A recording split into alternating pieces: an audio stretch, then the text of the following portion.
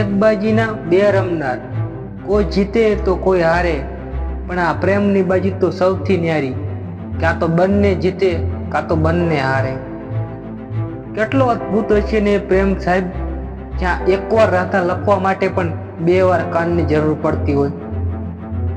કેટલી ઝંખનાઓ સપનામાં જાગી હશે જ્યારે ઊંઘતી રાધા હશે અને વાંસળી વાગી હશે.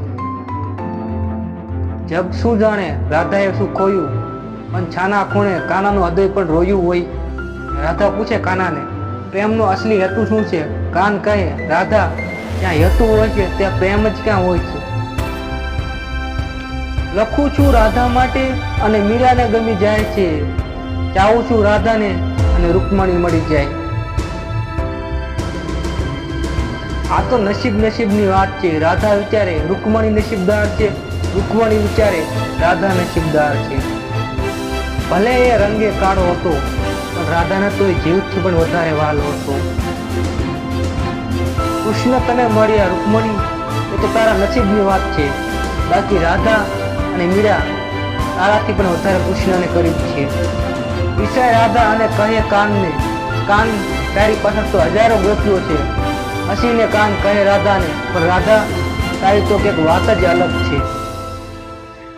જીવનરૂપી સફરમાં રાધા, જો સાથ તારો મળે તો જીવનનો અર્થ જ બદલાઈ જાય. ગોપીઓ પર વરસાદ બની વરસી ગયો, પણ એ જ કાન રાધા માટે તરસી ગયો. રાધાને પણ ખબર હતી કે તેના લગ્ન કૃષ્ણ જોડે નથી થવાના, પણ છતાં રાધા પોતાના જીવથી વધારે પ્રેમ તો કૃષ્ણને જ કરતી. રાધાથી વિખૂટા પડેલા કાનનું હૈયું પણ તૂટ્યું હશે ત્યારે તેના પ્રત્યેક વાંસળીના સુરે માત્ર રાધાનું જ નામ લખ્યું હશે. હાથ મારો પકડી રાખજે કાના, સમય બહુ ભારી છે, આ સમયથી હારી ન જવું, એની જવાબદારી હવે તારી છે. અજાણ રૂકમણી, બેચેન મીરા, પણ જાણતો એક રાધા જ કૃષ્ણની પીડા. હું ક્યાં કહું છું કાના કે તું મને રોજ મળવા આવજે, પણ મારી અંતિમ વેળાએ તો મને તારામાં સમય લેવા આવજે. બીજો પણ બનીને રાધા એને શોધી ન શકી વનમાં, મસ્ત બનીને મીરાએ એને શોધી લીધો મનમાં. રાધાની યાદમાં દ્વારિકાનો નાશ થવા જાય ને સાહેબ, એનું નામ જ પ્રેમ. કૃષ્ણ કહે છે, હું વિધાતા થઈને પણ વિધિના લેખને ટાળી ન શક્યો. મારી ચાહ રાધા હતી, મને ચાહતી મીરા હતી, હું થઈ રૂકમણીનો ગયો. આપણને આપણા પ્રેમ પર ભરોસો હોવો જોઈએ. બાકી કૃષ્ણ સાથે રાસ તો હજારો ગોપીઓ રમતી, માત્ર દિલમાં નામ તો રાધાનું જ હતું. પ્રેમમાં ઘણા અવરોધો ગયા, પણ છતાં કૃષ્ણ સંગ રાધા જોઈ.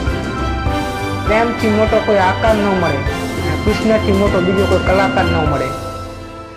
ડાળીએ ડાળીએ દામોદર ને પાને પાને પુરુષોત્તમ, કરીએ કૃષ્ણ અને રજે રજમાં રાધા. કોઈ પ્રશ્નનો જવાબ કૃષ્ણ પાસે ન હોય એવું બને જ નહીં, પણ છતાં કૃષ્ણ રાધાની સામે તો મૌન જ થઈ જાય છે. એક કાલ્પનિક કહાની છે કે મહાભારતનું યુદ્ધ પૂરું થયા પછી શ્રી કૃષ્ણ દ્વારકાના રાજા બને છે અને એક વખત પાછા ગોકુળમાં આવે છે. ત્યાં રસ્તામાં જ તેમને રાધા મળી જાય છે. રાધા તેમને જોઈને હસી પડે છે અને કહે છે, આવો દ્વારકેધીશ. આ સાંભળી અને કૃષ્ણના પગ નીચેની જમીન ખસી જાય છે. એ વિચારે છે કે આ એ જ રાધા છે જે પહેલા મારી જોડે રાસે રમતી હતી, મને કાના કાના કહીને બોલાવતી હતી. કૃષ્ણ કહે છે, હું દ્વારકેધીશ છું, દ્વારકાના રાજા તું, પણ ગોકુળ વાસીઓ માટે અને રાધા તારી માટે હું આજે પણ એ જ કાનો છું. તું મને દ્વારકેધીશ ન કહીશ.